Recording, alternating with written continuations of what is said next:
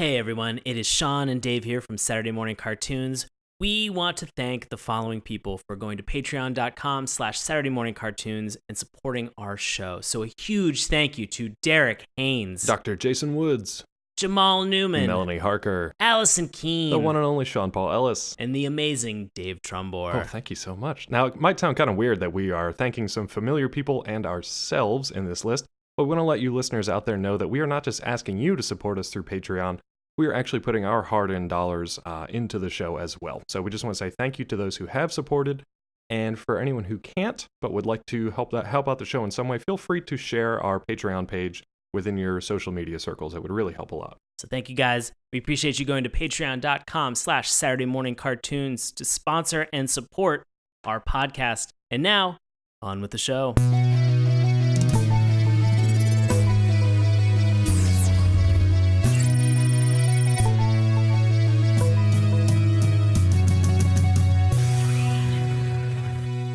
Hello and welcome to Saturday Morning Cartoons, the weekly podcast that revisits, reviews, and ridicules the world's weirdest animated series. Coming all the way from Hope Island, I am your co-host, Sean Paul Ellis. And joining me in the Wildlife Sanctuary, I have two special guests that are here in the studio with me. I have the Hennebach Visiting Scholar of Environmental Humanities at the Colorado School of Mines, Dr. Shannon Mancus is returning. Hello, Sean. Thanks for having me back. Thank you for being here. And we also have actress, model, and hot dog, Melanie Harker. Hello! Friend of the show, Melanie is back. Delicious! Hot dog. Take a bite. I crunch. Oh, that's a weird hot dog. Yes. Oh, man. So thank you both for coming on tonight. You're welcome. Sadly, for everybody listening, Dave is on travel and wasn't able to join us. So safe travels, Dave. And we look forward to having him back next week. But this week is very interesting for all of us because we are getting into what I feel like for a lot of people is sort of their a cartoon that resonates with them, that they kind of came up with on their childhood, and regardless of where you were, there were anchor points. There was relatability in this show. There was a diverse cast. Mm-hmm. There were a lot of things that were included in this, and we are, of course, talking about Captain Planet. Yes. All those points led us to Captain Planet. Only Captain Planet. I really think you could have pretty much gone anywhere with that, but I feel like for me, I feel like Captain Planet is one of those shows that, and we'll talk about this a little bit more, that whenever we sort of talk about maybe the theme music or something that's associated with this song-wise, I feel like a lot of people want to jump into it right away, and we're going to dispel some rumors and some myths tonight, so this is pretty intriguing. So to get into this a little bit more, see, it is already an earworm and already extremely infectious. We're infected. Polluted. So to kind of help us understand a little bit of the history of Captain Planet, Melanie, would you kind of get into this for us? Sure thing. The Great Tome tells us Captain Planet and the Planeteers is an American animated environmentalist television program created by Ted Turner and the one and only Barbara Pyle. The series was produced by Turner Program Services and the Deke Entertainment, and it was broadcast on TBS from September 15th, 1990 to December 5th, 1992. A sequel series, The New Adventures of Captain Planet, was produced by Hanna-Barbera and Turner Program Services and was broadcast from September 11th, 1993 to May 11th, 1996. Both series continue today in syndication. The program is a form of edutainment and advocates environmentalism and is famous for having a number of famous actors providing voices for the villains. Yeah. So let me ask this: was this a show that either of you watched growing up? Hilariously, I have vague memories of catching maybe a few episodes. I think most people who meet me and know what I do assume that I mainlined this show as a child or something. But I, in fact, did not. I mean, I was a big Fern Gully fan, obviously. Same. Very much same. Yeah. I mean, who wouldn't be? And then the sequel, Fern Gully 2. No, I don't talk about that. We don't? No, we don't. What about when they rounded it out with the trilogy? No. Just Avatar? That's not the trilogy. Oh, sorry. Yeah, no, the trilogy is Ferngully, Pocahontas, and then Avatar, which are essentially the same movie. Oh. Which one was the innovator? Colonialism was the innovator. Oh, no. Low blow. Okay. Melanie, did you watch this at all? I definitely watched Captain Planet, and I wish I had remembered how poor the accents were, but I have no recollection until we rewatched it. Okay. All right. For me, this was definitely a show that I watched a lot. I feel like this was a before school, possibly after school show for me, and I watched this so frequently, and to kind of get back into it, it was really interesting because I think in part it was the villains that really made this. And so we can talk about, we have 3 distinct villains that we're going to talk about tonight. One's really not a villain, but more of a henchman. Mm-hmm. But kind of going back and recapping over all of the other villains that were in this show, there are a lot of weirdos that are in this that makes this show so super unique. But especially because of the time and the place of this in terms of our history, I don't remember a ton of other cartoons that really sort of focused on environmentalism, especially during this time because of weirdly enough, we had this last week with My Little Ponies talking about recycling. But that was sort of a drop in the bucket and kind of a one-off for that one episode. So I'm trying to think of other shows that tackled issues of environmentalism. Maybe Digimon. I mean, Digimon was definitely one. Digimon hits you so hard over the head with environmentalism. It's a little bit off-putting at first. I think that's with the adult lens on it. I would say as a child, I did not think about Digimon as being like a formative piece of how I came to understand recycling. But you know what is Rocko's Modern Life. Really? Okay, so I'm curious. I've watched a lot of Rocko's Modern Life. I actually don't know which episode you're talking about, Melanie. Same. I don't know what episode it's on, but it is the song. Well, let's actually take. Isn't it called Zanzibar? Is this what this is called? I think this is, yes, Zanzibar, episode 39 of Rocko's Modern Life, which is a musical style episode for Earth Day and has Rocco pitting the town citizens against Conglommo and its pollution. And they sing this song, and it's RECYCLE, recycle, CONSEVERVE, conserve. I know how to spell. Don't you? PLLOUTE, pollute the river, sky, or sea, or else you're gonna get what you deserve. And then there's like a lot of lyrics that I didn't know existed, which is the ozone is in horrible condition from fluorocarbons in our atmosphere. They are too small to be seen by normal vision, but there's getting to be more of us each year. We come from a variety of places, like styrofoam containers and aerosol cans. We love to eat the ozone. It's our favorite dessert. And if you don't have an ozone, then the sun can really hurt. Wow. I must admit we make a lot of garbage. Thought we were at a this pause. dump is filled up way beyond the brim. If we don't make an effort to recycle, the future could be looking mighty grim. There's more. Someone's cutting down the O-Town forest. It's not enough to sit around and grieve.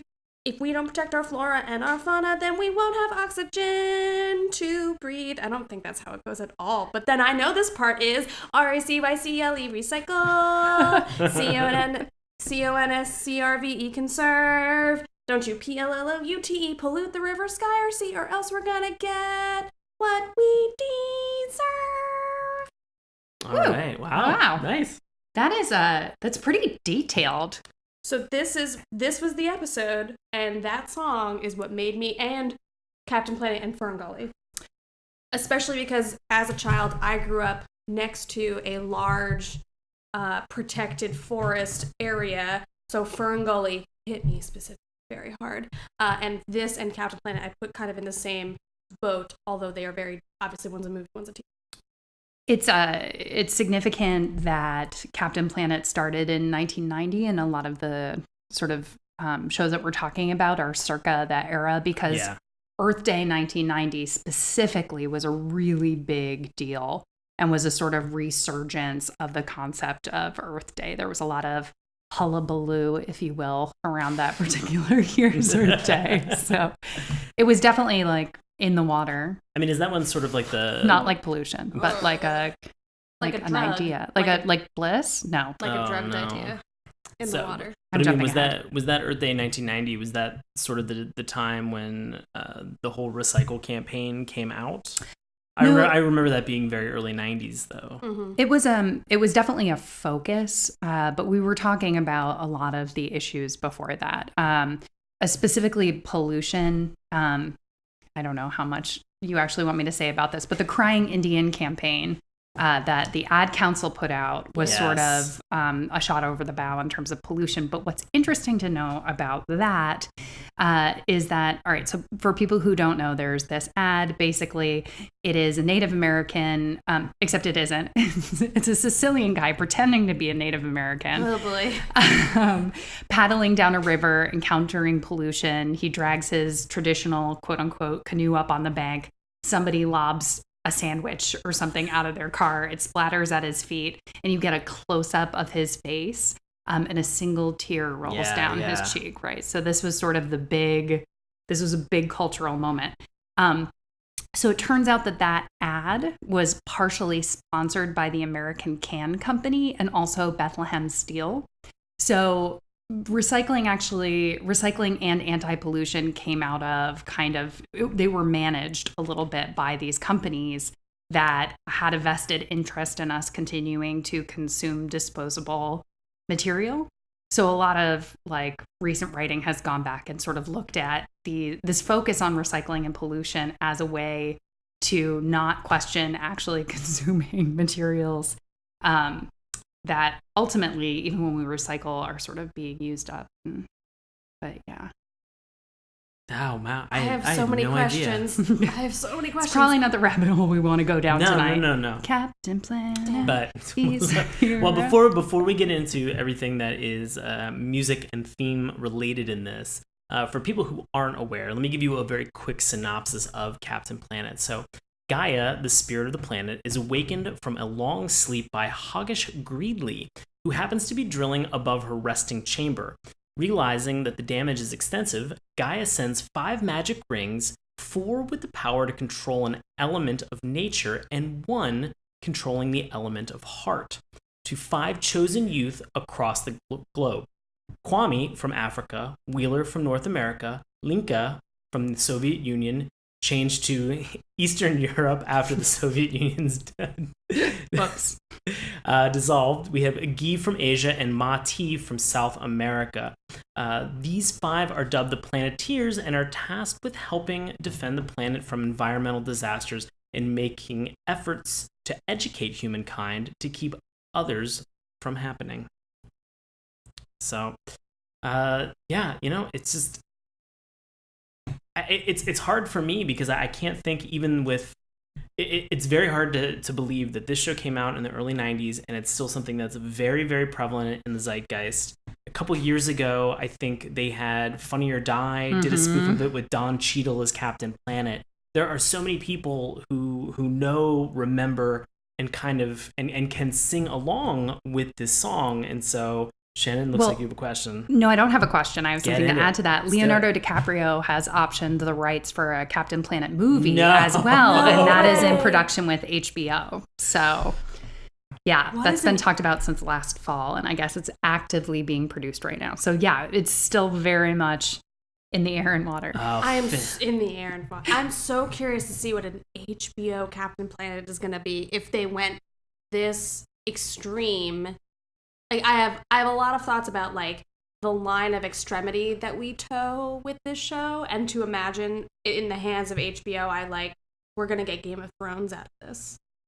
Well, and that sort of goes along with the Don Cheadle satire, right? Where the joke is that it's uber violent, and he's basically just erasing people from the planet, right? Well, so, I mean, I could totally see that. We've had certain things that have been adapted. Like we had Mighty Morphin Power Rangers that had a reboot, within the past year that was modernized for a more modern audience. And it's a little bit more battle-driven, I'll say. We even have a director, producer, writer, Adi Shankar, created a bootlegged version of what he thinks modern-day Power Rangers would look like. And it is violent. And it is very violent. And it has James Vanderbeek in it. If you look this up, it's Adi Shankar, and it's just search Adi Shankar Mighty Morphin Power Rangers. it does not disappoint. It is brutal, it is hilarious, but it's really, really cool. And you can see some of those elements kind of made it into the modern day release the theatrical release that they just had, but it's kind of fun to see. And I would love to see a little bit more of a gritty Captain Planet. Did not want to be woken up, did not want to have to get into this battle. Gaia's back and she's pissed. And please, fingers crossed, let it be played by Whoopi Goldberg. Oh, yeah. 100%. Oh, yeah. Whoopi Goldberg. So I have a question about the title of this show. So I've not really ever given much thought to the fact that we all shorthand the show to just call it Captain Planet. Nobody calls it Captain Planet and the Planeteers. The show is very clearly about the Planeteers being sort of like navigating the world is the nice way I'm going to put it, as opposed to like being constantly saved by Captain Planet.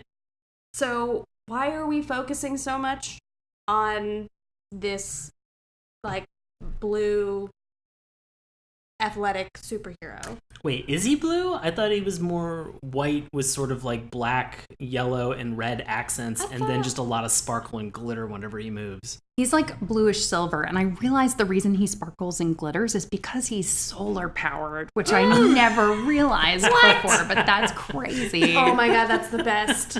That's awesome. Also, what about Gaia, right? Isn't she supposed to be a deity? Why does she need other people to do these things for her? Yeah, there's like, I have a lot of questions about power structure here. Mm-hmm. Oh, fair enough. Well, we can get into these in a minute, but I think the thing that we've been kind of hinting at and talking about has been sort of this intro as well as also this outro music, which is equally important. And so, Shannon, I'm going to go to you first. And what were your thoughts and feelings on, let's begin with the intro for this? So the intro is not the catchy earworm that we've been singing this whole time, which I believe came as a surprise to all of us. But I think is indicative of the sort of convoluted mechanics of the plot, right? That at the beginning of each episode, basically somebody has to come on and say like, okay, there's this deity Gaia. Gaia woke up. Gaia's unhappy. Gaia gave out rings. Here are the different rings. Here are the different people. Here are their powers. Together, they're Captain Planet. Boom.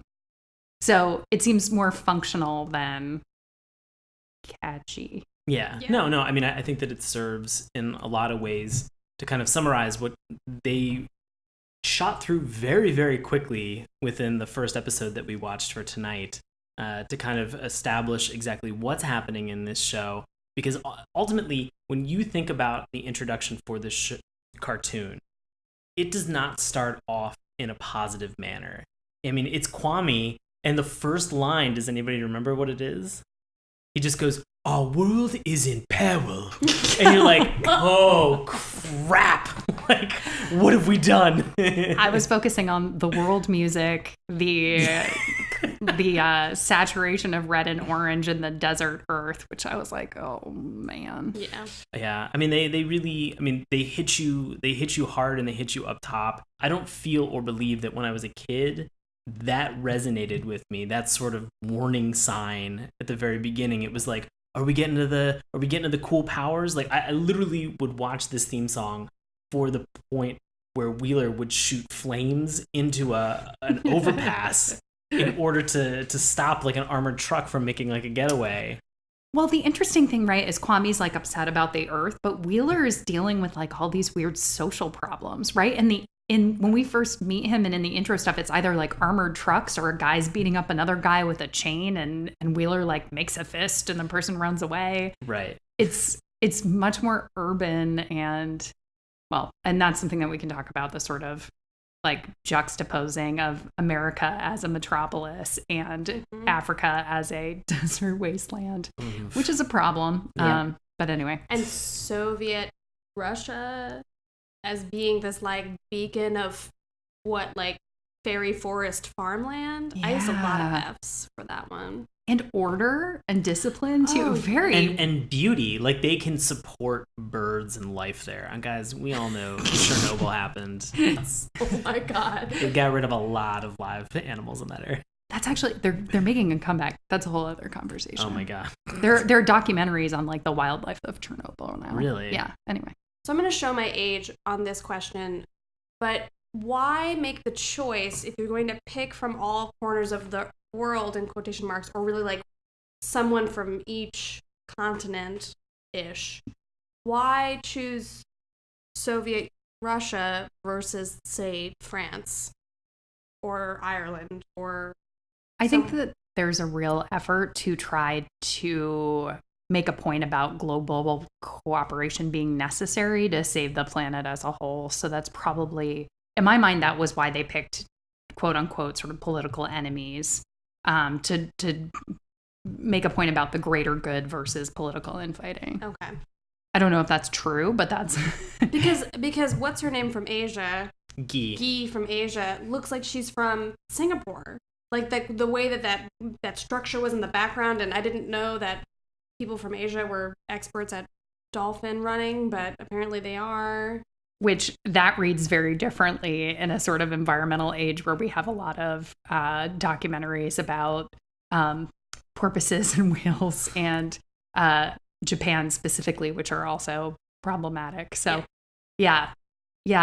It's again, it's like America, Soviet Russia, which are places, right. And then it's South America, Asia, it's Africa. It's so hard when you look at these because having been to South America, and I was specifically in Bolivia, it was one of those things that when you would ask, like when people would ask you, and they prompted and they told us this far in advance of the trip, they're like, when you get there, just say that you're from North America. And if somebody, and that's fine. You can ask people like, where are you from in the country? But they're like, don't say, they were trying to steer us away from making any commentary that would allow people to open up and just say, well, I'm an American too. Right. I'm South or I'm from Central America. Right. Which, are commonly not thought of in terms of geographical landmasses as you don't think somebody from Brazil is just like, I'm a South American. You think them saying that they're from their actual country of Brazil and saying Brazilian. And so for these, it was like something where they were just like, they were like, if people see an opening, they will get a little bit angry about that. And being like a college kid, I was like, I do not want to piss anybody off on this trip. I just want to go and enjoy this. Right, yeah. So thank you in advance. But yeah, I mean, it's crazy that they didn't like give them, I mean, maybe they delve deeper into this throughout the entire series, and really you get a better understanding of where Mati, because he looked like he was close to a rainforest is kind of what you saw. But maybe there's a leopard and a monkey. But there are multiple countries that are in South America that all have rainforest that are throughout them. Right. With Guy, as you mentioned, it looked a little bit like it was Singapore, like maybe like, it was in that Southeast Asia, specific area, but like you don't actually see where she's from. There's so much that's in this first episode that's just like, we got to get them to Hope Island and give them these rings right now. Yeah. And the timeline is escalated. And so I think, you don't get as much of a rich back history. The hope is that you get it later on in the show. Except for Wheeler, who says specifically he's from Brooklyn. Right. Right.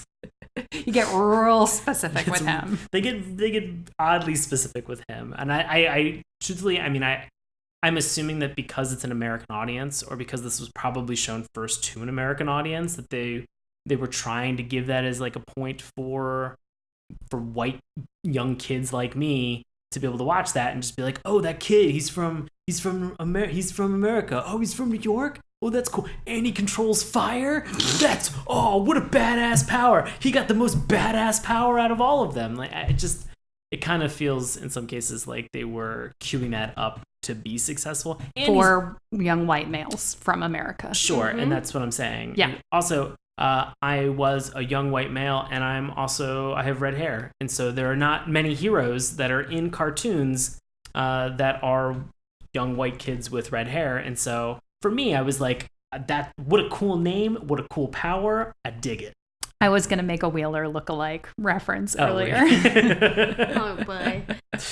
No. You're going to start calling us all toots during the... You fucking asshole. Rootski tootskis. Oh, my God. It was so bad. Some of the language in this is weird. But let me, before we get into some other things, I just want to quickly point out, we have talked a lot about the intro for this and our world is in peril and sort of setting the stage for this cartoon and the characters that we have that are involved. But let's talk about something that I feel is almost it's equally, if not more important than this Harbinger of Doom intro that we get from Kwame. This exit music that we have, I think, is probably some of the best known exit music for cartoons out there at all.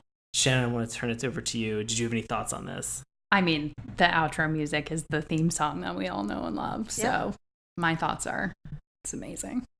I want to make a sweeping statement, like, the reason we all remember the theme music at the end is because those Planeteer moments really hit us in the heart, where we all remember it. The whole, I'm a Planeteer, you can be one too. Yeah, like, I'm Captain Planet, and you can be one, you can save our planet too. The power is yours. And then the theme music, and you're like, you're right, the power is mine. I feel it in my soul, yeah. And now suddenly I'm bopping along to the music. And that's why we all remember it. Subliminal messaging. That's amazing. Because the music follows the arc of the show, right? Where you come in with the problem and then you get the problem is solved in the show, and then you get actual things that you can do to help solve the problem at the end. And then you get basically the jock jams of Captain Planet. It's pump up music to go turn off your light bulbs. Exactly. It's your personal theme music. Yeah. Right? Like, that's why we all remember it, because we're like, yeah, I can do this. This is my Captain Planet. He's our hero. Yeah, gonna take pollution down to zero. So let me put this out there, because we talked about that this show, as Melanie posited earlier, thinking about the full theme song, or the full title, not theme song, the full title of the show is being Captain Planet and the Planeteers. When really the focus for a majority of the show is the Planeteers. Captain Planet sort of comes in typically towards the end in order to provide some relief or help them overcome a situation that they can't handle on their own. So when we dig into this actual exit music, right out of the gate, it starts with Captain Planet. These Planeteers, who again are the focus of this show, are just like, you know what, we'll see you at the end of the theme song. It's going to be cool. When they do the roll call for our powers, we'll come back then. But for the most of this, we're just going to focus on Captain Planet. You know, the guy who's in the show for a total of, if this is a 22-minute cartoon, you figure there's a minute for the theme song, minute for the exit music. So that's 20 minutes total that we had there. He's the guy who's only in it for about 2 minutes. So we're going to occupy 18 minutes of your time with commercial breaks as well. But also, you know, 2 minutes, let's just make the show all about that guy. The Planeteers are like his hype men. They're just like... Exactly! Just building anticipation for his eventual... I think it's interesting that in the first episode, his name isn't even mentioned. Gaia is like, oh, and if you can't handle it, then just put your powers together and I don't know, you'll get a surprise. I also love in that moment that Guy is just like, you know what, you don't need an instruction manual. You'll figure it out. Go fight. Young children. Yeah, right. Who are flying an airplane.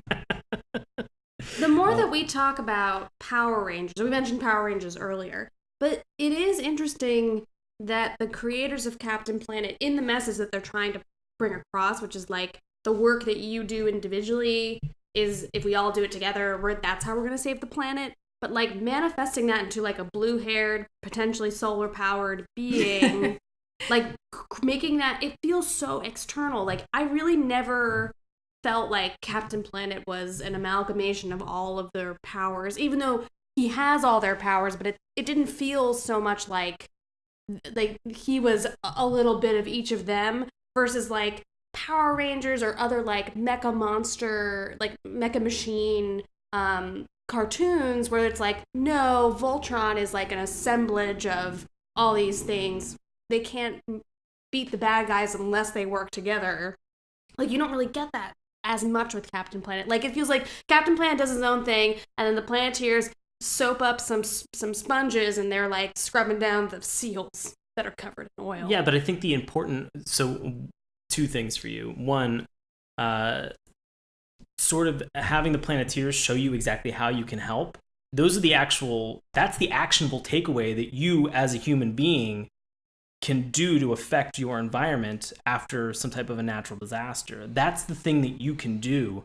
That's supposed to be the relatable point where, like, yeah, you can go out and you can scrub a penguin or a seal and you can help them. Can you? How often do you do that? I mean, I've never done that personally myself, but I mean, in terms of, you know, if there is oil, if they happen to, you know, get exposed to some type of an oil, you always see those videos of people who are kind of very lightly or gently brushing off some of the oil that's I there. don't watch those videos. So I'm not. I don't know about you. But I'm sorry to cut you off. But the second thing I wanted to say is that you not thinking that Captain Planet is an amalgamate or an amalgam of those actual powers. I disagree with you. He has a red visor over top, which to me symbolized fire from Wheeler. He has green hair, which was Earth like Kwame. He flies the majority of the time, like wind, like Linka. His body is sort of this, as we've mentioned, sort of a silver and bluish shimmering, sort of like water. And then he has a giant emblem, which is like where his powers originate from. Like that's over top of where, maybe his heart is, And so when I look at his character and how they actually built it, it might not have been implied or it might not have been the direction that they were going for, but I can definitely see elements of those elemental powers. I wasn't trying to do that. That was not intentional. Do not rap air horn me for that. But I do see the elements kind of within him, and the character makeup that he has. I get what you're saying, Sean, but I kind of agree with Mel that I think that it's sort of a weak metaphor, especially in terms of the whole point of Captain Planet and the point of having an American and a Soviet person is this idea that like globally we have to work together and together we're stronger working as one than apart. You don't get the sort of individual characters. I get that you get them sort of symbolized. Okay. But the other place that I sort of want to talk about that is at the end, right? When they give you instructions, almost all of the instructions that they give to you are about doing things yourself, not about working together, right? So I think that that's a theme that the show wants to sort of push, but doesn't know how to do it in a lot of ways. It's definitely a hard message to say, we each have to do it, and if your fellow man is not doing it, you need to bring them along with you. You need to help them as well. Because, that I always, this is like the third time this week I've gone back to this, the story that you hear in like Chicken Soup for the Soul or whatever about the little boy on the beach with all the starfish, and they're throwing the starfish. He's like picking up one and throwing it into the ocean, and the old man's like, "Boy, you're not gonna get anywhere with throwing them starfish." And he's like, "I am for this one." And then he like picks up that one, and then he picks up another starfish. He's like, "This one I've also saved." This is paraphrased, obviously, not copyright Chicken Soup for the Soul. But like that's an interesting thing that it's a hard message to put across that like you have to talk to each individual person in order to get a community to do their part.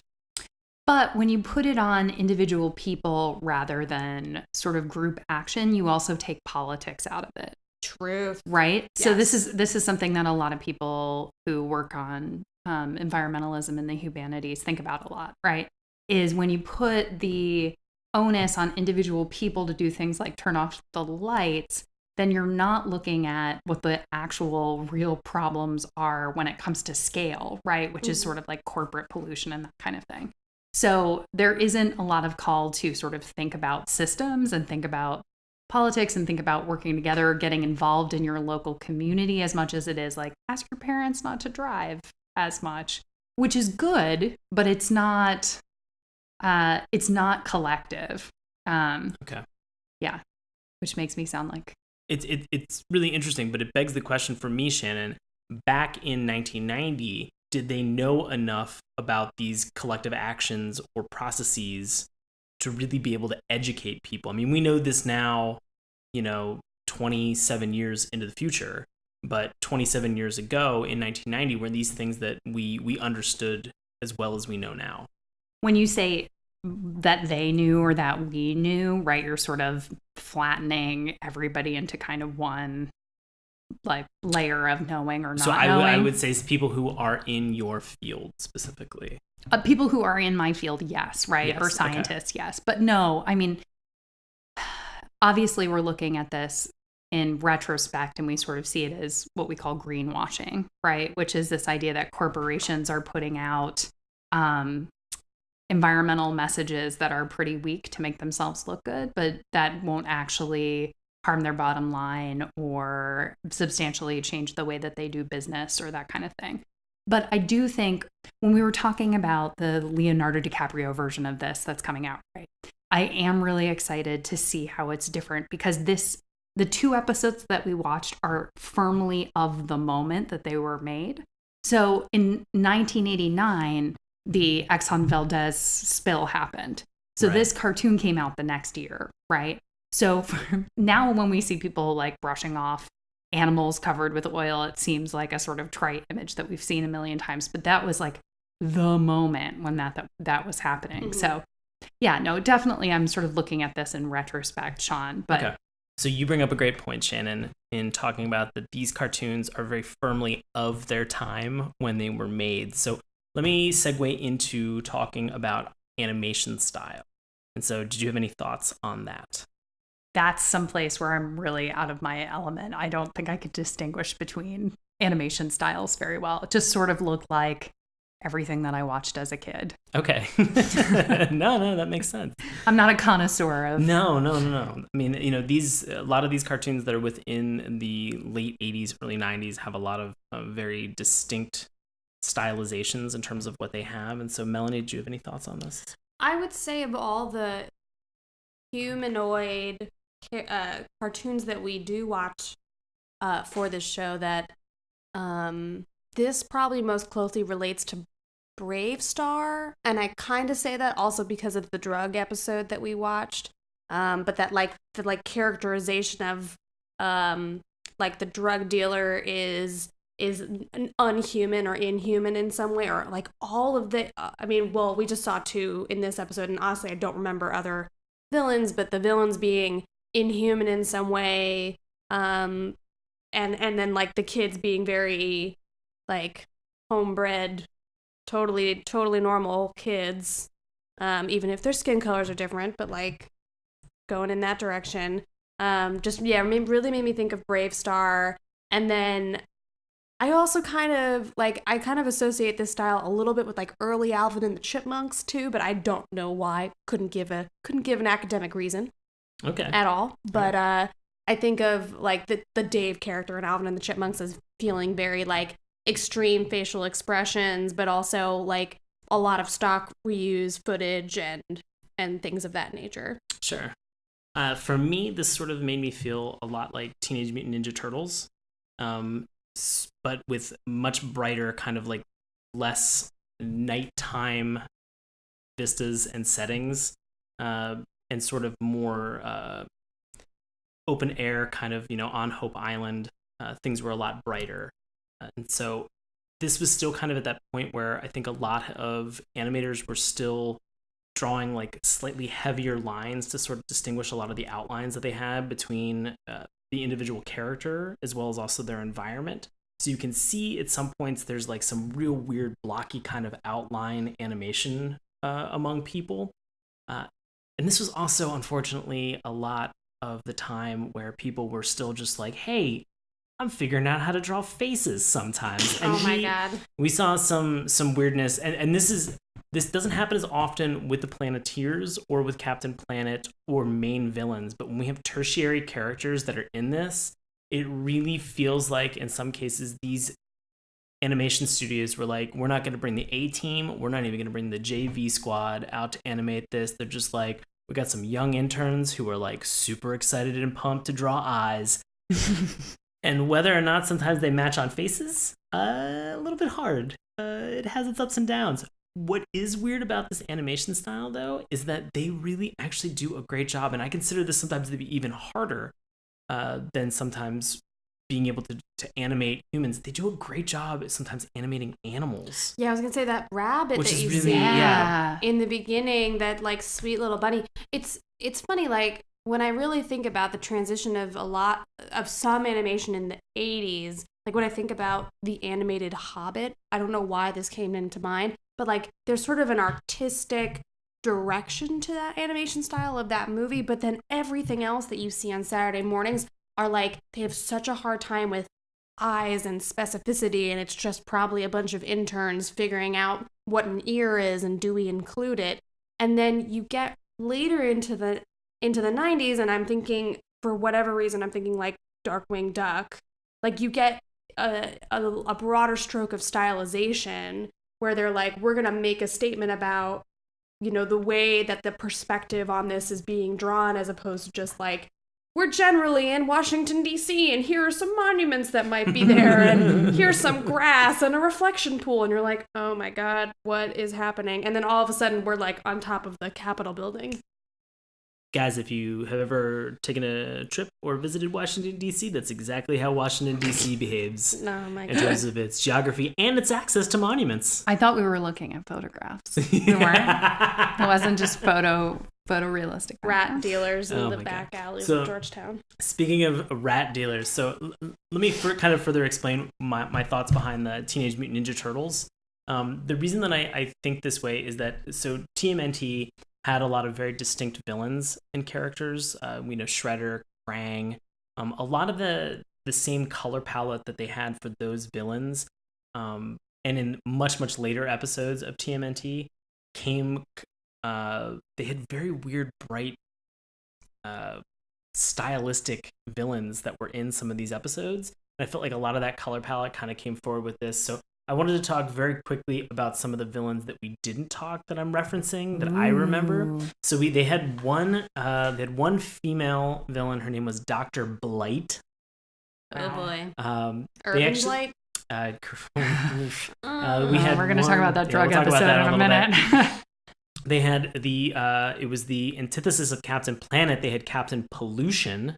There was another character that I straight up, if you had put it in a Ninja Turtles cartoon, it would not have surprised me, named Duke Nukem, who was like not the video game. Okay. But this character was made out of like pure radioactive energy. What? And he looked like he was the Thing from the Fantastic Four. I remember Okay. that guy and his Hawaiian shirt. There was a dude named Zarn. There was another business guy that was named Luton Plunder.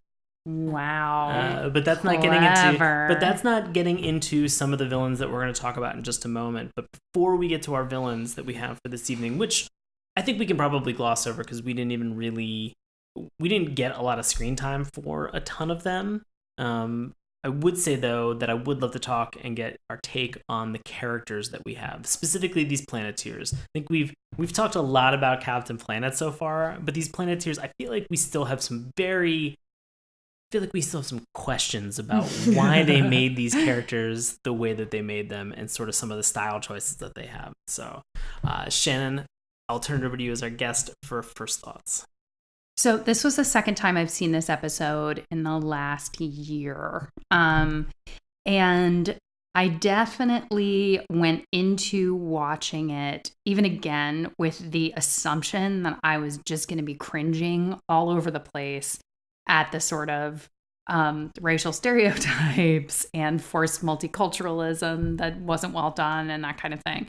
And there's definitely a lot of that, right? I mean, Melanie and I were talking a little bit about like, where is Mati from?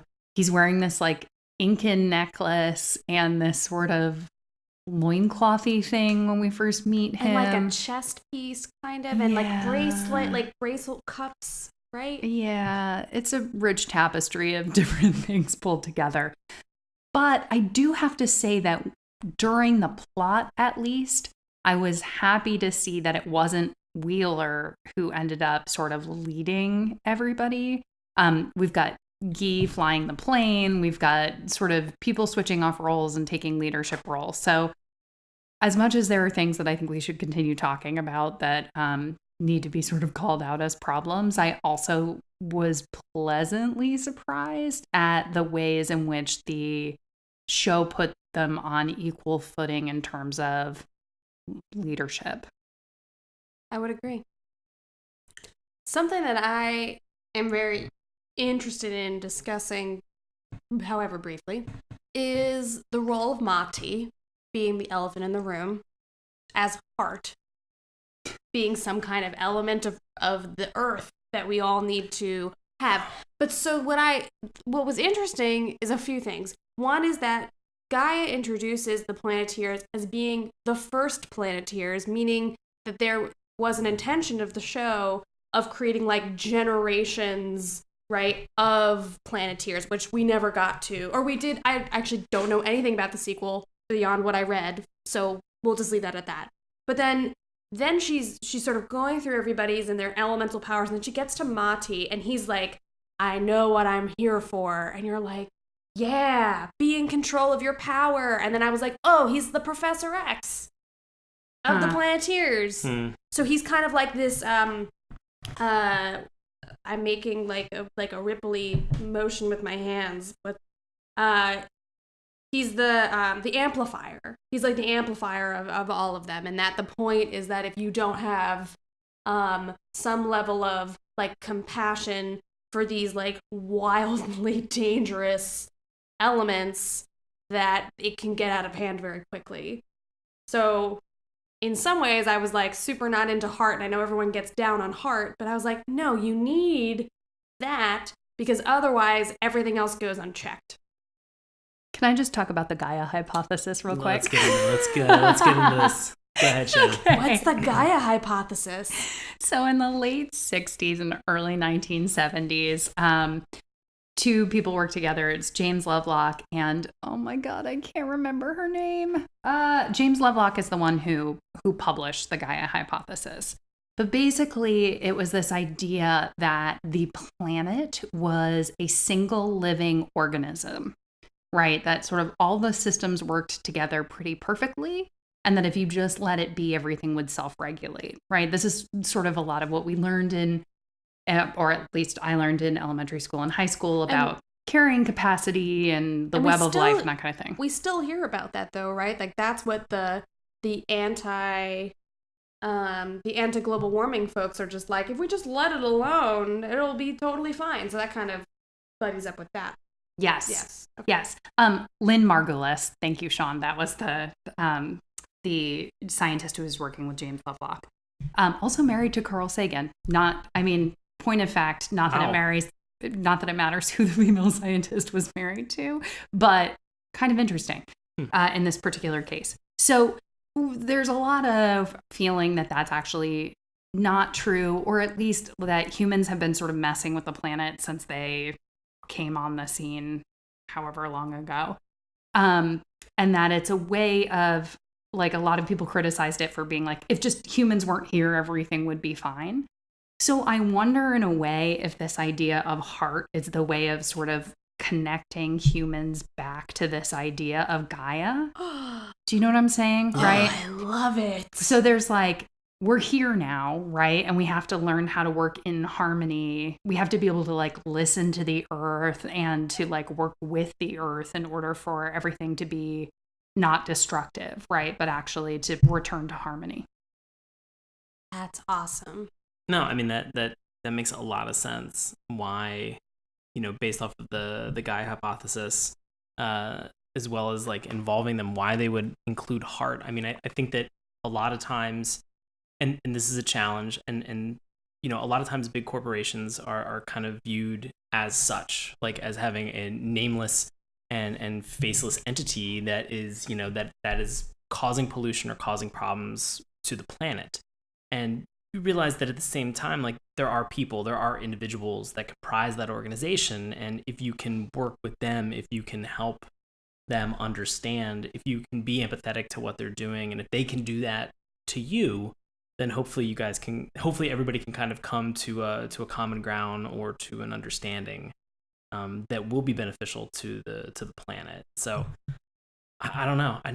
I never thought about it like that. I mean, I'll be honest with you. Watching this as a kid, I was like, man, that guy got the short end of the stick, constantly, because everybody else is pulling ocean water across towns. They're, levitating on wind. They're shooting fire out of their hand, or, in terms of Kwame, like, it's always like that. He's always pulling apart the earth and then shooting up like some type of a rock spire. And then just pretty badass. Yeah, it was just awesome. And then pulling it back down and then reclosing the earth. And I was like, wow, it's like you weren't even here, buddy. Like, it keeps, all of those things were cool. And for me, I think it took me being a little bit more mature and being an adult to watch this, to be like, oh, the reason that this is so interesting is because, as Melanie said, like, it brings everybody together. And as you mentioned, like, it's one of those things that allows people to kind of have a better understanding, or really kind of communicate some of these ideas, or just view the planet as an organism itself. There's also the practical side of things too, right? Where they were trying to hit most of the continents. And they got to 5 and they were like, oh shit, what are we going to do here?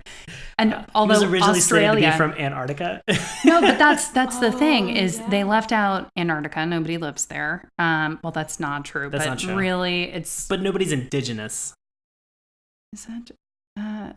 There's not a whole group of people living up there.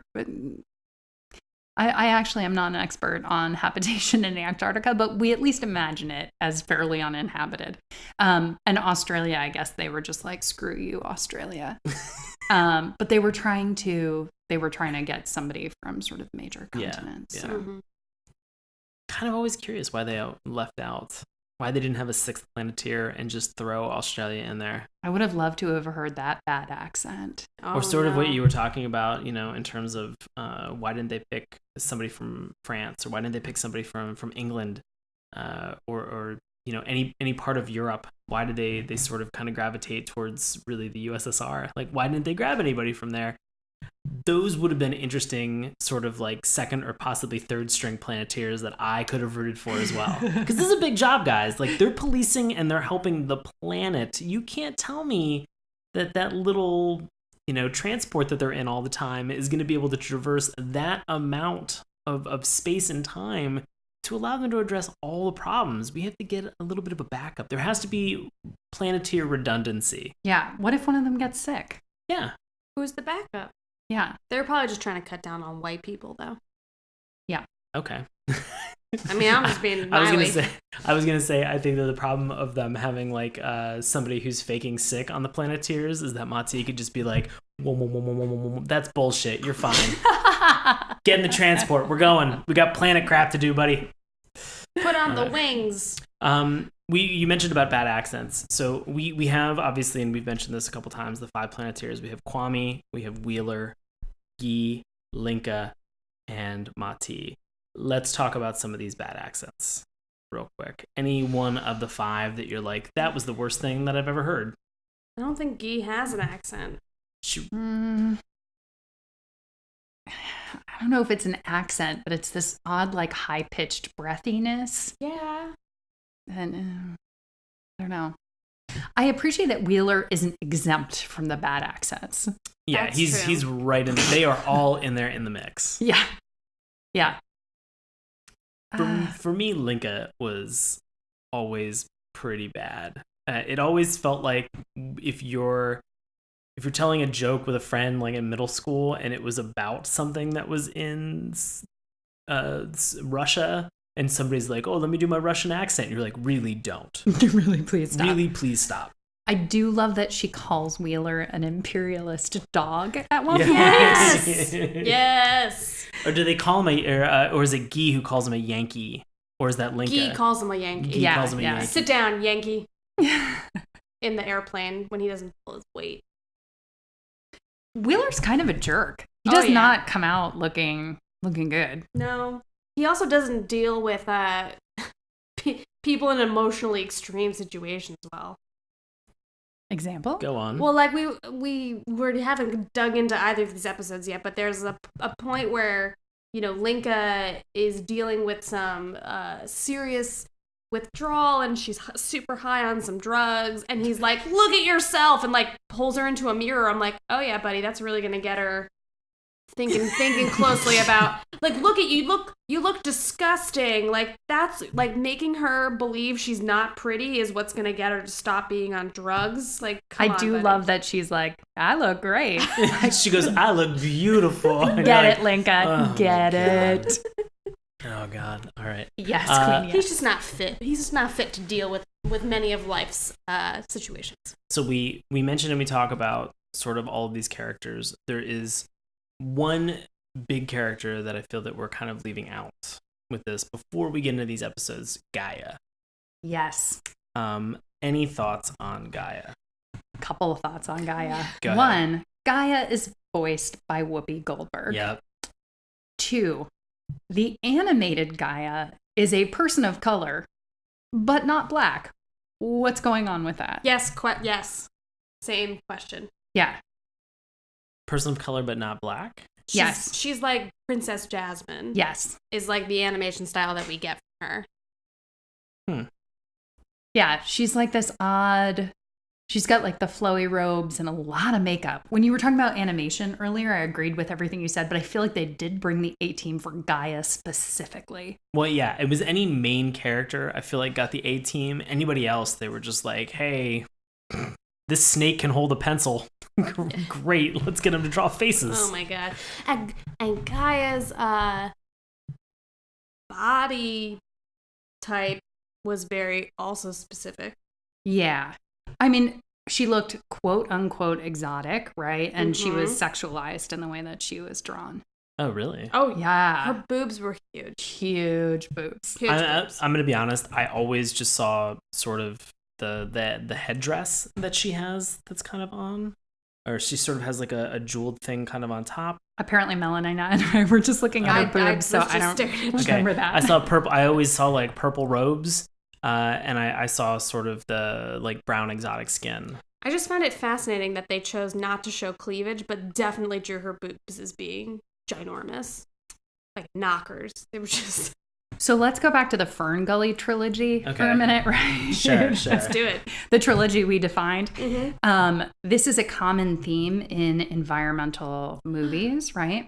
And television shows where there's a sort of overtone of primitivism where the entity who speaks for the earth is often a woman of color who looks quote unquote exotic and is like an object of sexual interest. Obviously, that's not the case for this because they're kids. But if you think about Fern Gully, right, you've got, what is her name? The fairy. Zach is the name of the dude. I can't remember her name. Then Krista? Krista, yes, thank you. You've got Krista, right? And then you've got Pocahontas.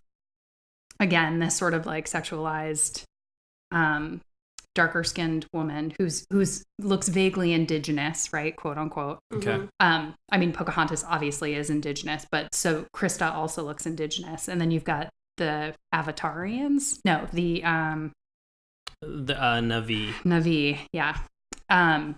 This idea that these women and people of color are more connected to and attuned to the planet than like the white male hero is an idea that's echoed from colonial times too, where there was like a sort of scale of civilization where it was like primitive, not civilized, like living by the earth, practicing quote unquote magic, that kind of thing, up to sort of Western civilization where you lived in cities, that kind of thing.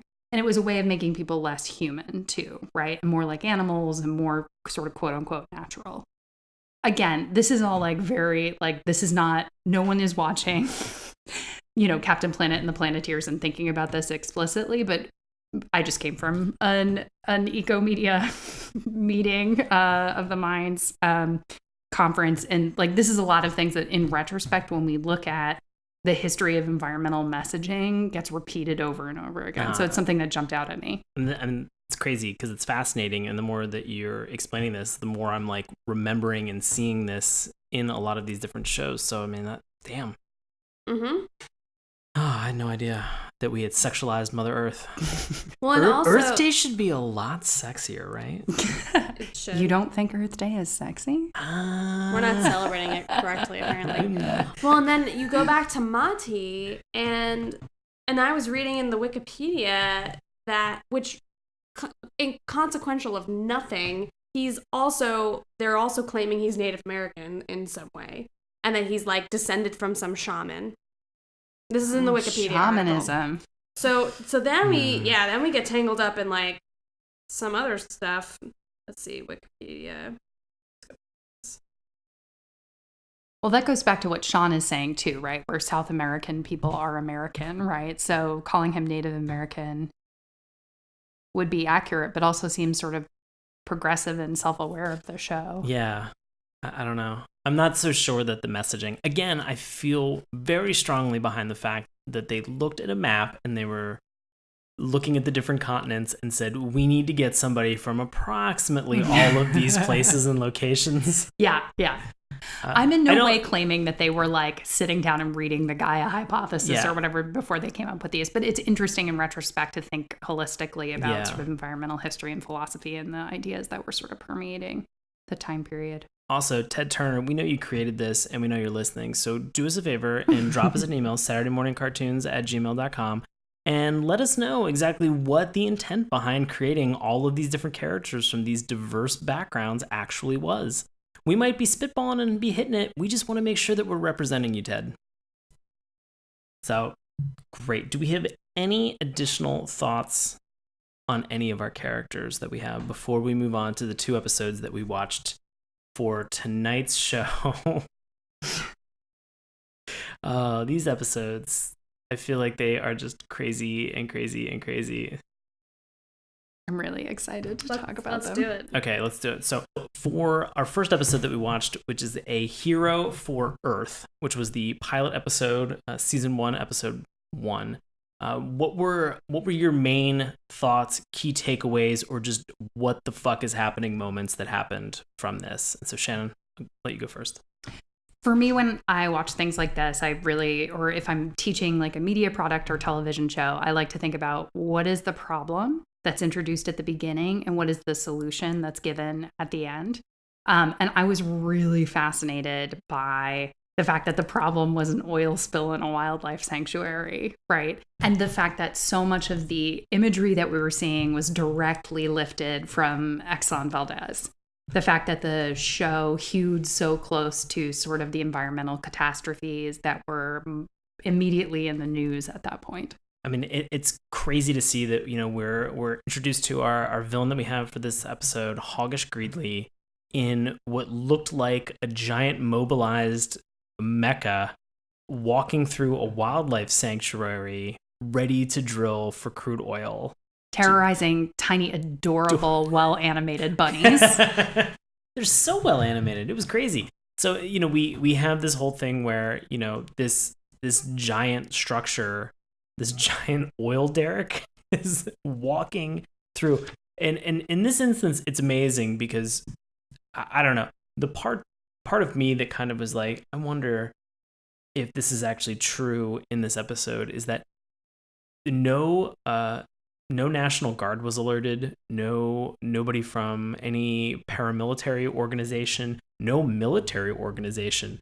If the Planeteers didn't show up, would anybody have stopped Hoggish Greedley from being able to do this? And Rigger, his little mouse-like friend that he had that was with him. Rat friend, sorry, not a mouse. Like his front teeth were like giant, like he was a rat. Rodent racist. He was a rodent. Oh. Rodent racism. Oh boy. More importantly, why didn't Gaia just crush their drill thing? Because you see, like, they're starting to drill down and they're, like, knocking on Gaia's roof. And she's like, oh, what's this little drip water? And then she, like, plugs it up and then goes to her, like, her survey cam or, her scan, her nest. Her outdoor nest. Her CCTV. Her closed caption TV. Closed circuit. Closed caption. I do think that there's a vague hint that there would be people that would show up, because I believe Hoggish Greedley says at the beginning that their mecha allows them to get in and get out before anybody even knows that they're drilling, right? So there is this idea that they're going to do it fast so that they don't get caught, which implies that there's somebody who might catch them. Okay. Because then they also are like, is that the Coast Guard? And then they say, no, it's something worse. But you're right, Sean. Throughout all of this, there is, again, and it goes back to this kind of like voiding politics or, there's this idea that we're going to pay attention a lot to different regions of the country, of the globe and how they're different, but we're not actually going to deal with politics or the state directly. Or that politics won't help you. Right. Which is what we see in the second episode of, like, in fact, the Capitol has just abandoned all these people and are not going to help them. Right. Well, kind of, I mean, I hate to say it, but in 2017, looking at, political environmental issues that we have that are going on, this rings this episode rang true more for me now than it ever would have back in 1990. And I think that's frightening. 27 years into the future and this episode still holds up and is still creepy. Yeah. as well as also the second episode that we're going to get back into. But Melanie, I wanted to ask, was there anything specific that happened in this episode that you wanted to comment on? So the part of the opening episode of any series that I think about or take a look at closely is when the team gets their special power or their weapon or whatever, and then they're taught how to use it or not. It kind of depends. And so in this instance, you give very specifically a bunch of prepubescent teens with their own tempestuous experiences, and you say, here's some of the most unpredictable elements in the world. Go for it. See what the fuck happens. And Gaia is really just like trial by fire. Like, sure, take a look. And like Wheeler almost burns down the entire place, and they try to like almost windswept. Like Linka almost like breaks her fucking neck, like levitating herself. I mean, it is the most ridiculous assumption to think that these teens are gonna know how to control parts of their being. Like, it's just unreal. But do you think that it was something that if they had failed in their task from Gaia, that she would have been like, well, I gotta find 5 other kids from 5 different continents? Ooh, harsh. I didn't think about that. Maybe let's not do teenagers. I mean, I'm cool with anything else. Like 10-year-olds, great. Perfect age. 11, even what? better. You go to 12, and then shit hits the fan. Yeah, preteens are the worst. They're just the worst in general. Melanie, are you making the argument that because they can't control their, like, hormones and emotions that they... Okay. Like, how are we going to assume that they can control fire if they can't control how they're feeling that day? I don't know. I feel like I could have controlled fire at 13. I couldn't dress myself very well, but I could... If they can't shave their own legs, how can they control water? I don't get it. It seems like a poor choice. I would choose 11-year-olds or 17-year-olds. But, like, none of the in-between. Skip all that in-between shit, because they got their own mess to deal with. Middle school's hard. Okay. Getting your period, hard. Especially if you're, like, on a crusade to save the world. Yeah, an airplane. Yeah. Don't want battle, that. Don't want cramps on an airplane. Hell no. No. This is all bad.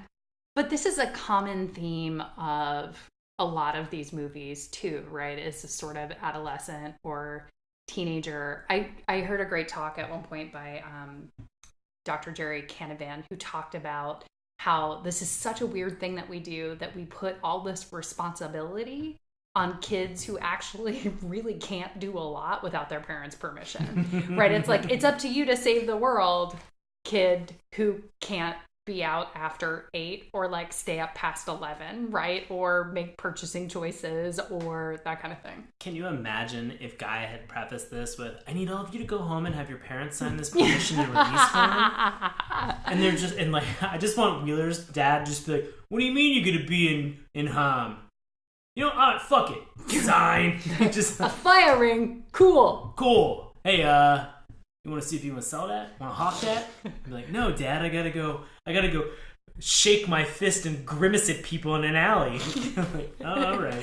Yeah, I guess the parenting skills were lacking before the rings were given out, right? As like Mati was jumping in front of a leopard, saving a monkey when we first met him as well. We don't know the family and kinship structure of the Amazonian peoples of South America. Thank you, Introduction to Anthropology. So I have 2 big things about this first episode that really made me laugh, and one of them is directly related to what we're talking about now, which is giving this awesome responsibility to teens or preteens, whatever the age was that we had for these kids, and just kind of shooing them out into the world. My big question is that they find these rings. Like Kwame is presumably poking holes where he's going to plant seeds in an arid desert. One, it's not a great place to start a flower box he there, loves buddy. Trees. But according to this show, that's all of Africa. Sure, that's all of Africa. But Wheeler finds it when it's spit up out of a bum's oil drum that he saves from a fight that's presumably on the mean streets of NYC. Also, that ring would have been hot. It comes out of fire and he grabs it. Idiot. You know, we have Guy who gets a dolphin throws her ring at hers. I did not know A Ring of Endless Light dovetails with this storyline at all. Linka gets hers from a bird, and Mati gets his from the monkey. From his monkey. And so with all of this, suddenly, moments later, they are all on Hope Island together.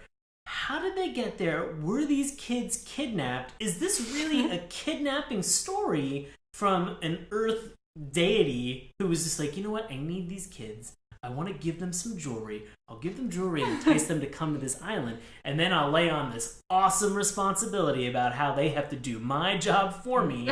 Because on my performance review, I wrote down that I would do a better job of delegating out tasks this year.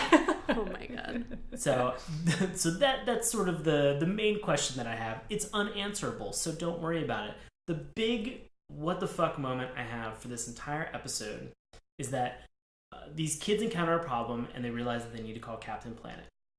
They call him, really not knowing what's about to happen. He materializes in all of his solar-powered shimmering glory. He goes to fight Hoggish Greedley, and in this one of these moments, Hoggish Greedley's this giant oil mecha derrick that he has grabs him, and it has a knife that comes out, and the knife at one point bangs repeatedly against Captain Planet's his emblem on his chest, the gold like sun-powered emblem that he has that sort of looks like the planet Earth. He bangs on it, and in this moment, as this knife is like trying to penetrate his chest, as Hoggish Greedley is trying to murder this person, Captain Planet just laughs like a fucking madman. Mm-hmm. Well, and says, that tickles. That tickles. It's just like, I don't remember that side of Captain Planet, and that kind of for 2 seconds terrified me for a moment. I was like, is he indestructible? Which we find out in a moment. He's not. You can just throw toxic sludge on him. Also, it helps if you just happen to have toxic sludge laying around somewhere. In like a toxic sludge cannon. Yep. One for every home. The last thing I want to say is that upon revisiting this, I was shocked to rediscover that Captain Planet's outfit is about the same as Wonder Woman's outfit. We have like a bathing suit bottom, right? And then we have like a little covered top thing. But for the most part, he's fairly revealed. You think more Wonder Woman than Superman? Well, Superman has tights on. Oh, yeah? He's covered on his legs. They're very muscular. It's very tight.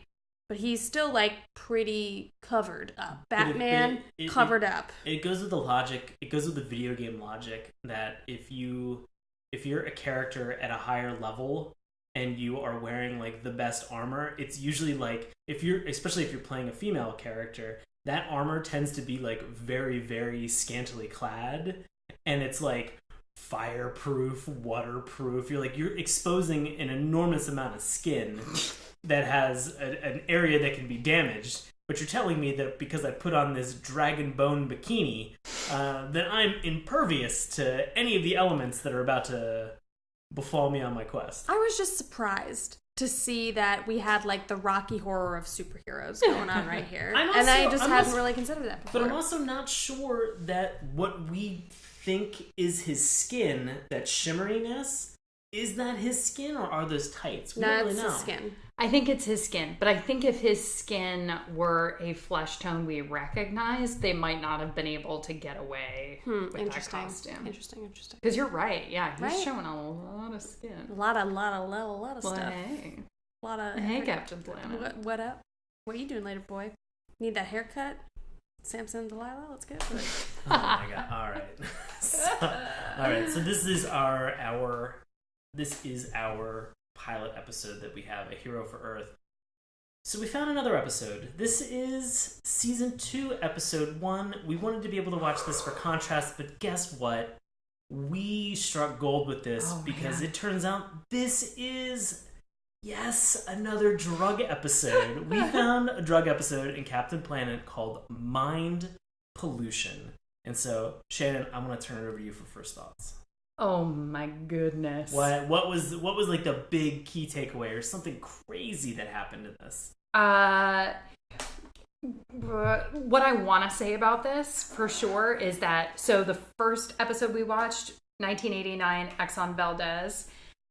Also in 1989, there was a severe crack epidemic in Washington, D.C. that caused George Bush the first to go on television with a bag of crack cocaine in an address to the nation and talk about it. So this episode, Mind Pollution, takes place very firmly in Washington, D.C. None of this wishy-washiness about geography here. But no, we have a real drug problem in Washington, D.C. in this episode, and it's just totally fascinating. What was and our drug that we have for tonight? Bliss. Oh, Get blissed out, man. Give me some of that bliss. Give me that bliss. Get blissed. Yeah. Turns you into a zombie. Yeah. Oh man, this was, and I love this trope that has been prevalent even since any early anti-marijuana propaganda that they've had at any point. That it turns you into this mindless zombie. That drugs in general turn you into this kind of zombie-like state where you just wander the world, sort of, like you're in a like you're an extra in a George A. Romero movie, Right. And you are susceptible to anybody's whim that they toss out to you, and just so easily impressionable that you could overrun an entire city in the course of what looked like a week. I think there was a week total from when Linka gets dropped off in our nation's capital to the point where all of the Planeteers, minus Linka, arrive back on Hope Island and then have that comical exchange where they're like, I thought you were supposed to pick her up. Wait, I wasn't picking. Were you picking her up? I thought I was supposed to pick her up. Holy, nobody picked up Linka. Oh my and you're just God. like, you know what? Just get everybody to DC. Let's just wrap this up. Let's go. And the capital's empty after a week, too. Right. Which we talked about earlier about this sort of, like, how could you possibly put your trust in the government if they just fucking abandon you? Right. The whole Capitol building is empty. They make a comment about it. Right. Like, everyone who's not high on the drug has, like, left. But then, like, where do they get the tents at the end to help all the people? It's like a FEMA camp at the I'm end. I'm assuming that it's like it's a first aid type of FEMA Red situation. Cross, yeah. Exactly. That Really kind of came in fascinating. like at the end, but very quickly too. Oh, yeah. Like, Yeah. record speed. Linka through withdrawal. Oh god. So we're gonna ask you then, Melanie. Were there any comments, any observations, any what the heck is happening moments in this episode? So there were a few things I was confused about, but the first comment I will make is that they just, all the gloves came off and they really went in for this to be a complete scare tactic episode between the villain that we have, whose name escapes me. Oh, it's Verninus. Verninus Radis or It's some Verminous Scum. Verminous Scum. Wow. Is the name of the, which he's never actually properly introduced, which annoys me in any episode. I mean, I'm sure that he has been in previous episodes, but Right. at least give me one mention of a villain's name if I've never seen them before. Yeah. Fair. So we have this inhuman rat dealing drugs to this sweet-faced cousin who's like scared and alone, and a preteen, obviously, because all the preteens are out of control in Washington. Cousin Boris. Cousin Boris at the embassy, and so that they go the zombies, and then at the very end of the episode, you see like all the zombie bliss heads, whatever, are coming for the Planeteers, and they are getting to the Planeteers in any way possible. Boris projects himself through a window. In the vice president's office. Which is in the Capitol. Yeah. No, normal. And breaks all the glass. And then, like, you just see these, like, huge gashes up his arm.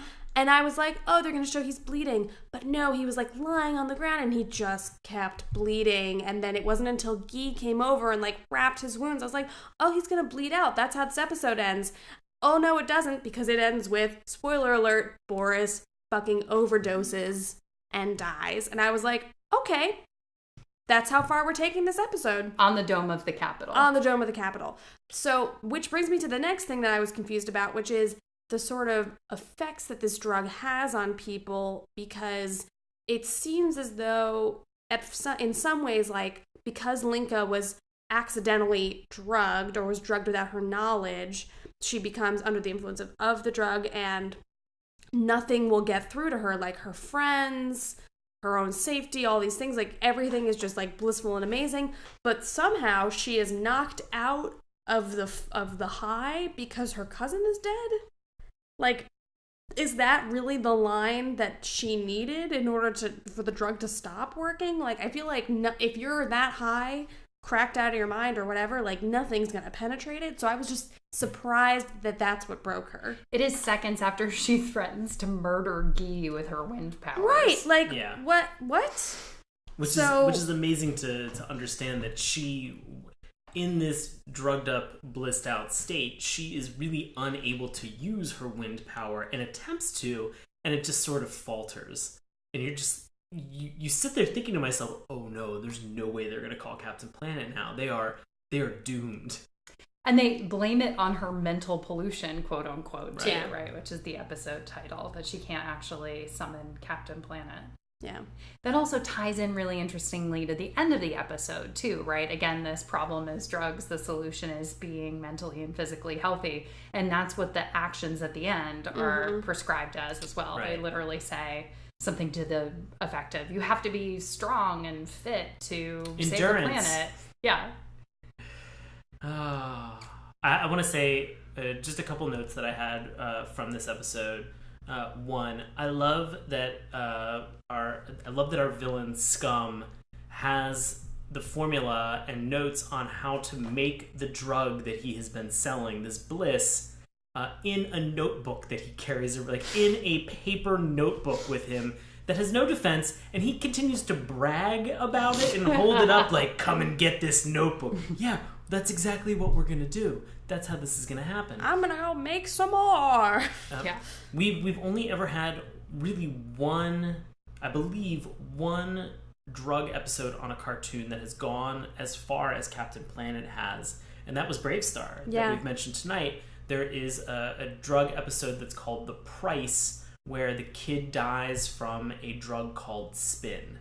And it's one of those very cautionary tales. The thing that's interesting about these two is that Brave Star focuses on the effects and the family dynamic that deteriorate when one child is addicted to Spin, this specific space drug that happens on New Texas, which is funny, but really, like, it serves to kind of lighten the mood or the humor behind the episode because it's so dark in tone. Contrasted with what we have tonight on Captain Planet, which is the entire evacuation of a city that we see by Mati using his heart powers over top of the Capitol, and he goes, oh, I can tell that everybody who's in here is on bliss, and that non-bliss people have all evacuated. And you're just like, how strong are these powers of yours, Mati? Yeah, seriously. This is incredible. One of them says at one point, quote, why is it that when the city is under siege by zombies, you can never find a cop? Which also gets back to this rhetoric, right, where it is very specifically about DC. And if you read it through that lens, there are certain things that happen that are bananas too, right? Because they very carefully and deliberately evacuate race from this episode. Oh, yeah, wow. Right? totally. Like, the zombies are almost entirely white. I kept sort of, like, checking on that as soon as I realized sort of what was going on.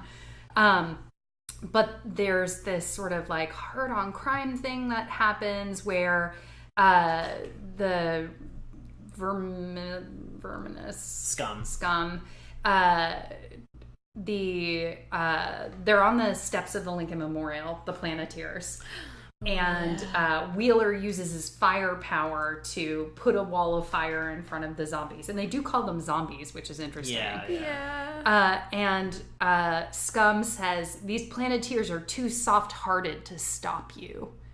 Which is because they won't let the zombies sort of burn up. So there's this really odd sort of like too soft on crime thing going on, right? Where it's like the Planeteers have to tough it up a little bit to stop these bliss zombies. There's also this crazy statement that gets made really quickly while they're at the Lincoln Memorial, where they're talking about how they're like looking at Lincoln's statue before the zombies show up, and they're talking about how he freed the slaves. And he looks so sad. Yeah, and they say something about like, how do you think he would feel now if he knew that people were enslaved by drugs? Which is, again, in the context of the actual way that the crack epidemic was talked about in Washington, D.C. is like pretty uncomfortable. There were a couple of other moments like that too. Oh, this just whole urban blight thing, right? The first sort of crisis event is that they go to the Russian embassy and they sort of decimate it, but all that they do is just like graffiti bliss over and over again on the outside. But all of the graffiti that they have for every place that they seem to tag or bomb that's within Washington D.C. just all says bliss. Right. It's. But in response to that, somebody says they no longer care about their neighborhood or themselves. Yeah. Which is also a sort of denunciation of this concept of urban blight. There was a lot that I was like, oh boy, this is not just a general drug episode, but like real specific. Topical. Captain Planet is apparently nothing if not topical. So this is I think maybe final notes that we have for this episode. But the thing that really struck me hard about this episode is the method in which cousin Boris tricks Linka into taking her first bliss, which is there's this whole thing about how they are on their way to go get some food and that they're going to get blintzes, and in the process they sort of get separated. They get separated because there's the discovery from Linka that drugs are involved, and Boris gets extremely agitated, as a drug dealer does, or as a drug person would, in this instance, in a very comical fashion, because then he just rides his bike into DC traffic, which I'm just like, you do not want to do that. No. Having driven and watched a lot of bikers in this area, you never want to do that in the manner or the fashion that he was going in. But he comes back with with two blintzes that look like burritos in a bag, and this is how giving the blintz to Linka is what tricks her. And it's just, this feels so deceptive on so many levels. Like there's the camaraderie that they have from both being from the USSR, from Russia. It's the fact that he is becoming a traitor not only to his close family and friends, but even to himself, through the fact that he's completely tricking in order to get Linka, to get a Planeteer to become a friend or sort of a lackey of Scum, this villain. Just the fact that within such a short period of time, having a Planeteer on your side within 1 week can completely evacuate and decimate an entire population because of a drug. Like there was just so much going on in this episode. This almost feels like an episode that I would need to go back and watch 2 or 3 more times, because of the way that when it hits this crescendo at the end, it's all downhill. There is so much as this builds, and then it hits that moment where they are all at the Capitol and stuff just goes crazy. And to see that happen in a cartoon like that, I don't remember this. I don't remember A, Captain Planet being so topical, or B, there ever being a drug episode that resulted in somebody dying. Well, and the blame, like the issue of blame here too, right? Is It's so misguided. It's really important that Linka gets tricked into eating the bliss that's crushed up in the blintz. But it's also important because right before Boris dies, after he dives through the window and he gets all slashed up, Guy is tending to his wounds and somebody says, oh, the drug made him do it. And Guy says, no one made him take the drug. He did that to himself. And then the character dies, right? So it is kind of this, like, that was almost Wheeler. like he... Oh, Wheeler That's the says, other way around. Oh, was Guy it? is in defense that, like, he didn't do this, like the drug made him do this, and Wheeler's like, the drug didn't make it take whatever. Gotcha. What you just said. Yeah, the opposite of that. No, and that's why I was so shocked by, like, the way that Wheeler is trying to get Linka to, like, understand that she has a problem by, like, showing her own face in the mirror and being like, you're so hideous and disgusting because of this drug. Look at you. And she's like, I'm beautiful. Fuck you. See you later. And it's just, I'm like, man, dude, you gotta really... Teenagers do not know how to deal with emotional stress, especially of drug stress. Yeah. So, I'll say this as a final note. Clearly, we have some opinions about these 2 episodes of Captain Planet and Captain Planet in general. But guess what? The internet happens to have a bunch of other opinions about what they feel about Captain Planet. And so to get us started tonight with our Love It or Hate It, I believe that Melanie is going to read the first one. That was a Love It titled Convinced Me to Recycle. This is a 9-star review out of 10 stars by M. Ramsey from the United States in 2006. Quote, it was probably only made to teach kids to keep the environment clean, end quote. This was posted by a few other people. Duh. I remember watching this as a kid when it first came out. My brother and I enjoyed watching it every week. It may have been repetitive and a little cheesy, but it had a good message. As far as the show implying that we can't really save the planet, only a superhero can, give me a break. I, at the age of 8, realized that Captain Planet and the Planeteers did not exist in real life, and therefore, it was really up to us to help save the planet. Smart kid. I credit this show along with Raffi's Evergreen Everblue album, okay, and the movie Fern Gully, hurrah, as the reason I recycle today. A little plug for those who want to help the environment a little. Check out the 7th Generation line of products and click every day on the website, the Rainforest site. Happy face. I hope they decide to put this out on DVD soon. 7th Generation? I'm confused about the DVD. I'm assuming it's like a product? Oh, yes. 7th Generation is sort of recycled paper towels and that kind of thing. Oh, okay. Yeah. They sell them at Target, right? Yeah. They sell them in a lot of places. Yeah. I'm not quite convinced that that's the first action we need to take, but that's good. Yeah, fair It's enough. a thing to do. So tonight is a kind of unique because we found a review that wasn't really a love it or a hate it. We found something that was kind of completely in the middle ground, but towing the line under a love it. So let's get into this. This is from Generation of Swine from the United States. This is, I believe, 10 out of 10 stars. And it says an honest review. And this is from recent. This is from earlier this year, 2007. So here we go. 2017. This is from 2017. So let's get into this. This goes heart, ? Earth, wind, fire. Those all make sense. And then heart? Even at 10, I had a huge problem with heart. And as kids, we had a lot of discussions as to how heart fits into the group. So anyways, this was made when preserving the environment was something that both liberals and conservatives agree with. Now, if it were made today, the people that poison drinking water and make acid rain would be the heroes, and the Planeteers and their captain would be communists trying to fool all of you people into the vast sweeping liberal conspiracy that clean drinking water is good for you and your family. Remember, kids, the Republicans are in power, so always pollute all the time for your health. Only communists care about birth defects. Remember, this is also when the NRA supported guns for hunters who hunted animals and not for racists who wanted to shoot unarmed minorities in Florida. So I guess a lot has changed. 10 out of 10 stars. There's a lot of feelings. This is so hard to read.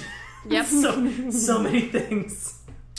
A communist Captain Planet would be Comrade Planet also, which my friend Kieran came up with, and I really want to see like a mock-up of a t-shirt for that. Make it happen. Really badly. Make it happen, Come on, SMC. internet. Rory Lucy. Make it happen. Make it happen. So we have one final review tonight that Shannon is going to share with us, and this is our hated. So Shannon, please take it away. So this is a 2 out of 10 star review from Gas Mask Production Books. This is not an American. This is an individual from Canada, and this was posted in 2015. Captain Planet. I used to like it when I was a little kid, and I thought that saving the Earth and going green and all that other garbage was so important. But I was 7.